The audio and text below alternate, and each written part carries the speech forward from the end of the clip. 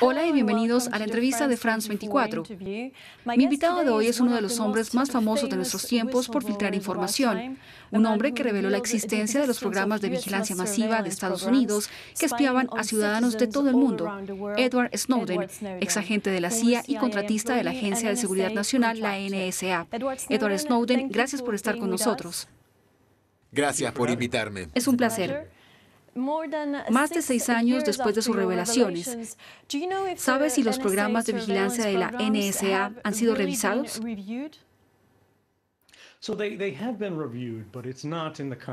Han sido revisados, pero no de la manera en que a usted o a mí nos gustaría que lo fueran.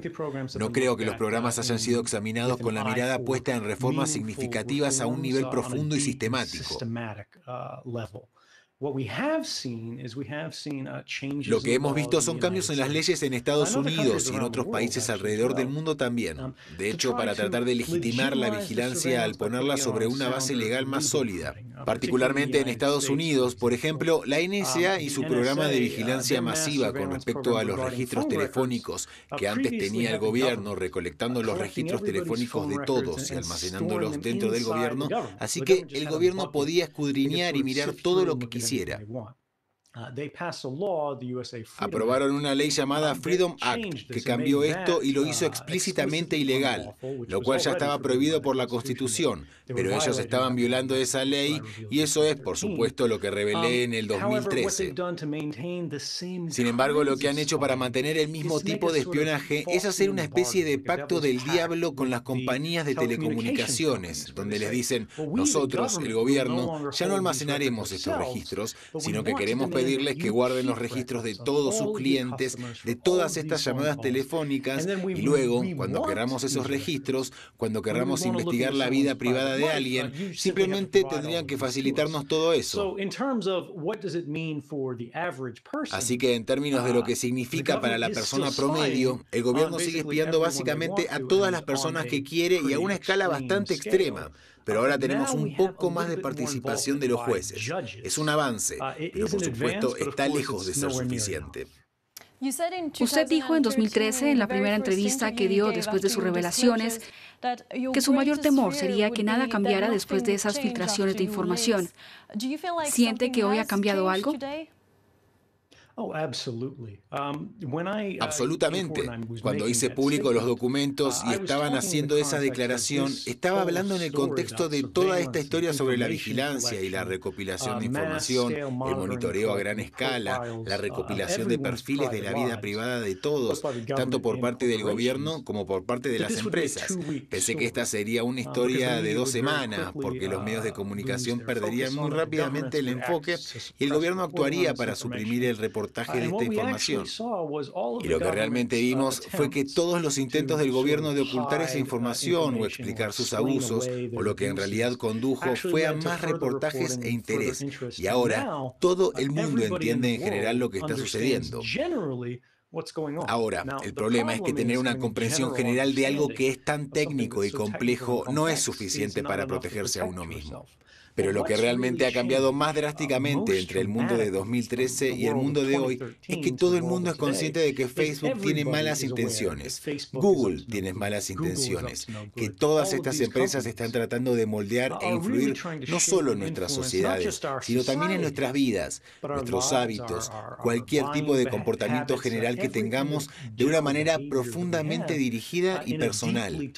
Y hay una tecnología que está permitiendo eso, haciéndolo posible por primera vez. Ahora, de nuevo, eso no ha resuelto el problema, pero el primer paso para resolver cualquier problema es que tenemos que crear un sentido compartido de comprensión. Necesitamos hechos, y hoy tenemos eso. Algo que me gustaría aclarar es el hecho de que usted tomó 1,7 millones de documentos clasificados de la NSA cuando salió de Hawái. Cientos han sido compartidos con los periodistas hasta ahora. ¿Habrá más revelaciones en el futuro? Bueno, ya no tengo esos documentos. Así ha sido desde que salí de Hong Kong. Destruí mi copia de los archivos antes de tener que escapar porque no sabía qué tipo de gobierno intentarían interferir o amenazarme, o sobornarme, o robarme, o quién sabe qué. Por lo tanto, la única manera de proteger la información era no tenerla en absoluto y confiar en que los periodistas tomaran las decisiones sobre lo que debía y no debía ser reportado. Los reportes han continuado por muchos años y yo diría que no se deberían esperar nuevas grandes noticias. Pero lo que me gustaría ver en los años venideros es el material de la fuente primaria que no ha sido reportado. Probablemente le sería confiado a instituciones académicas que no reportan de la misma manera que las cadenas de noticias o incluso que el periodismo impreso, donde necesitan una historia de unas pocas páginas, de unos pocos minutos, pero de hecho pueden empezar a investigar el sistema, ¿verdad? ¿Cree usted que nuestras democracias se ven amenazadas hoy por una deriva de seguridad, por nuevas leyes que afectan a nuestras libertades fundamentales? Por ejemplo, hemos visto el estado de emergencia en Francia o la ley Yarovaya en Rusia, una polémica legislación antiterrorista que los propios ciudadanos rusos llaman la ley del Gran Hermano. Absolutamente. Yo era uno de los que criticaba el paquete Yarovaya, la ley del Gran Hermano en Rusia, cuando estaban siendo propuesta. Desafortunadamente, todo el mundo conoce los problemas del pueblo ruso y su relación con el gobierno. Pero creo que es nuevo y realmente decepcionante ver que este tipo de práctica infecta a Occidente. No solo a pequeña escala, sino a una escala global. En Canadá hemos visto cosas como el proyecto de ley C-51, hemos visto en Australia una retención obligatoria. En los Estados Unidos, por supuesto, nosotros iniciamos la tendencia con la ley Patriota tras el 11 de septiembre. Y esto está cambiando fundamentalmente los límites de los derechos comunes que todos utilizamos en nuestra vida cotidiana. Pero es problemático porque solo recientemente está ocurriendo a esta escala legal. E incluso aquí lo que la ley dice y cómo los gobiernos interpretan realmente esas leyes, cómo los gobiernos interpretan las autoridades que esas leyes les están concediendo, está ocurriendo en secreto,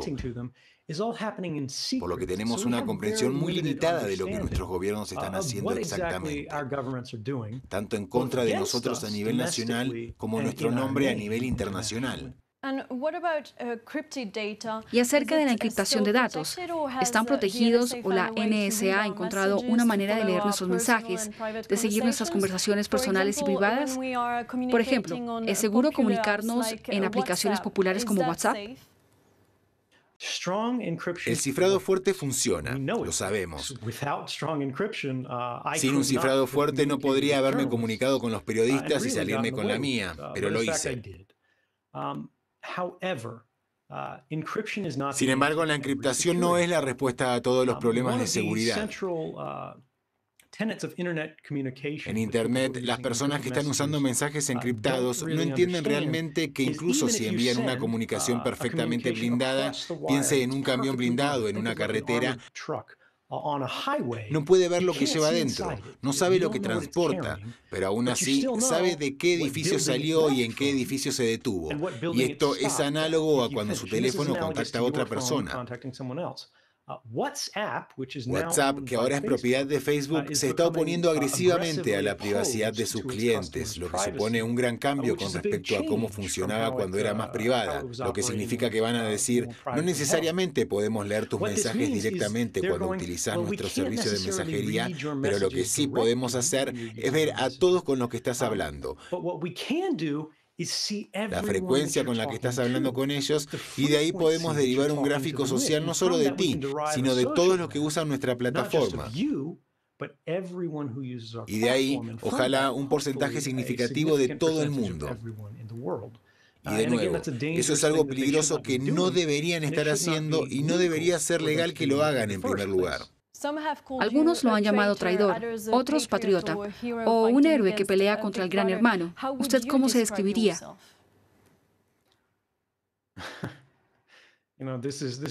Esto me lo preguntan mucho. La gente quiere etiquetarme. Me quieren volver un héroe o un villano. Pero cuando pienso en mí mismo, realmente soy igual a usted. Y creo que esa es realmente la importancia política fundamental, si es que la hay, de mi historia personal. Es que no todos somos buenos, no todos somos malos, somos diferentes tipos de personas. Cuando se empieza a pensar en el mundo de esa manera, oh, hay héroes y oh, hay gente terrible, uno se distancia de ellos, se dice a sí mismo, no puedo ser un héroe, no puedo ser un villano, solo soy una persona normal. La realidad es que no existen estas clases diferentes. Todos somos iguales. Lo que es diferente son las decisiones que tomamos. Y esto para mí es algo fundamentalmente poderoso, porque significa que nunca estás a más de una decisión de hacer algo que puede cambiar el mundo. Y creo que eso es cierto para todos nosotros. Ahora está viviendo en exilio en Rusia. ¿Qué es lo más difícil? ¿Qué es lo que más extraña? Mi familia, obviamente. Creo que para todo el mundo es difícil estar lejos de casa. Y para mí ha pasado mucho tiempo. 6 años ya. ¿Y no los ha visto en los últimos 6 años? Sí, los he visto. Me han visitado en Rusia. Pero por supuesto que yo no puedo visitarlos. No puedo ir a casa y eso es desafortunado, pero...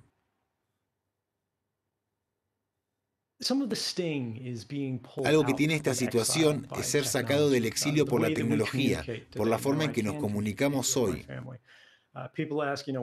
Ahora puedo comunicarme con mi familia. La gente me pregunta, ¿dónde vives? Y por supuesto, estoy atrapado en Moscú. No por elección, pero le digo a la gente que duermo en Moscú, pero la tecnología me permite vivir en todo el mundo. Puedo tener una conversación con usted en Canadá, en Francia, en Alemania y luego hablar con estudiantes en una biblioteca de Filadelfia el mismo día.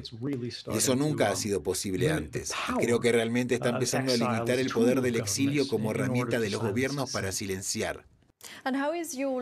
¿Y cómo es su vida en el día a día? ¿Trabaja? ¿Paga alquiler? Sí, por supuesto que pago alquiler. Es una cosa de la que ninguno de nosotros puede escapar. Trabajo como conferencista, participo en algunos eventos alrededor del mundo. Algunos son para corporaciones, otros para conferencias y otros para universidades. Y eso ha sido muy bueno para mí porque me ha permitido tener una vida bastante cómoda, de hecho, para alguien que no puede viajar. Trabajo cada vez más con la Fundación para la Libertad de Prensa en Estados Unidos, donde me eligieron presidente de la junta directiva. ¿Cómo lidia con el hecho de seguir siendo un hombre buscado? ¿Mira sobre su hombro cuando camina por las calles de Rusia? Lo he hecho durante tanto tiempo que realmente no pienso en eso. Pero sigo viviendo de una manera inusual, creo, para la gente normal. No uso tarjetas de crédito. ¿Cómo puedo conseguir una sin solicitarla a mi nombre y sin poner una dirección? Y ese tipo de cosas, y por supuesto, cuando sabemos que existen todas estas agencias que atacan estas bases de datos para obtener detalles sobre nuestras vidas privadas, para mí eso no es un buen negocio. En lugar de eso, pago en efectivo. Pero en términos, ¿camino con miedo en este punto? No. Conduzco, voy a restaurantes, como todo el mundo. ¿Pero existen mayores riesgos? Sí, por supuesto, y siempre viviré con ellos. Pero esa es realmente la pregunta que tenemos que hacernos. ¿Vamos a permitir que las instituciones nos intimiden para que no vivamos de la manera que creemos que es correcta? Y para mí la respuesta es no. He hecho algo en lo que creo, y si alguien quiere hacerme daño por eso, bueno, eso probaría cómo son esas personas. Antes de que el actual presidente de Estados Unidos, Donald Trump, prestara juramento en junio de 2017, el ex subdirector de la CIA, Michael Morell, escribió que entregarlo a usted sería el regalo perfecto de inauguración que Putin podía hacerle a Trump. Ya que la relación entre Trump y Putin no está clara, ¿tiene miedo de que en algún momento el presidente ruso decida entregarlo a Estados Unidos? No hay nada que pueda hacer al respecto si eso sucediera. Puedo decir que cuando se mira históricamente, simplemente nunca ha ocurrido antes. Al mismo tiempo es un poco descarado y no es sorprendente que el ex jefe de la CIA diga, oh, pongámoslo en los periódicos. Sería un gesto muy amistoso si nos ayudara a deshacernos de uno de nuestros enemigos. Eso haría daño a nuestra relación, pero creo que eso es extremadamente oscuro. Cuando se piensa en lo que eso dice para el carácter de Estados Unidos, la inteligencia, cuando empiezan a decir cosas como, bueno, mientras nos ayuden a esconder los cuerpos, todos somos amigos. ¿Cree que tendría un juicio justo si fuera juzgado en Estados Unidos? Esa es una buena pregunta. Eso no tiene nada que ver con lo que yo creo. Es lo que la ley permite. Fui acusado bajo una ley muy inusual en Estados Unidos, la ley de espionaje de 1918. Y esta es una ley que no permite que las personas que fueron acusadas de esto hagan una defensa ante el jurado explicando por qué hicieron lo que hicieron, cuáles fueron sus motivaciones. Permite procedimientos judiciales muy inusuales que les permiten cerrar las salas de audiencia y dar pruebas secretas y llamar a testigos secretos que estaban disfrazados y todo tipo de locuras como esa. La pregunta realmente es para usted y para todos los demás. Si el único juicio que la ley permite es uno en el que el jurado no puede considerar por qué la persona cometió ese delito en absoluto en sus deliberaciones, ¿puede usted siquiera tener un juicio justo? ¿Es una posibilidad? Yo diría que no, por supuesto. ¿Cómo ve su futuro? ¿Cree que algún día volverá a su hogar? De hecho, sí. Y esta es una de las cosas que creo que se está aclarando año tras año. Revelé la información en 2013 y luego todos en la vida política de Estados Unidos se aliaron tanto contra mí como contra los periodistas, los periódicos que presentaron esta historia, porque implicaba a las tres ramas del gobierno en una especie de criminalidad clandestina que no solo estaba teniendo lugar en el ámbito nacional, a pesar de que estaba ocurriendo en el ámbito nacional, sino también en todo el mundo. Era una de las violaciones de los derechos humanos a mayor escala y estaba ocurriendo miles de millones de veces al día de una manera que jamás se había visto. Pero ahora estamos en 2019 y todas esas acusaciones en mi contra en 2013, cuando estaban tratando de difamarme y hacer que la gente cuestionara la historia, se han desmoronado en cierto modo. Los gobiernos me investigaron. Saben que no soy un espía chino, saben que no soy un espía ruso, saben que no soy nada más que lo que digo ser. Y lo que vemos ahora es que poco a poco los candidatos a la presidencia de Estados Unidos, la gente común, todo el mundo está llegando a un consenso. Incluso si no les agrado personalmente, lo que está más que bien. O incluso si piensan que fue arriesgado en cierto modo, ya que todas las publicaciones y los reportajes son, a fin de cuentas, es mejor que sepamos lo que nuestro gobierno estaba haciendo en secreto. Esto no ha puesto en peligro vidas, sino que ha salvado vidas. Edward Snowden, gracias por hablar con nosotros aquí en France 24 y gracias a todos ustedes por vernos. Quédense con nosotros para más noticias en France 24.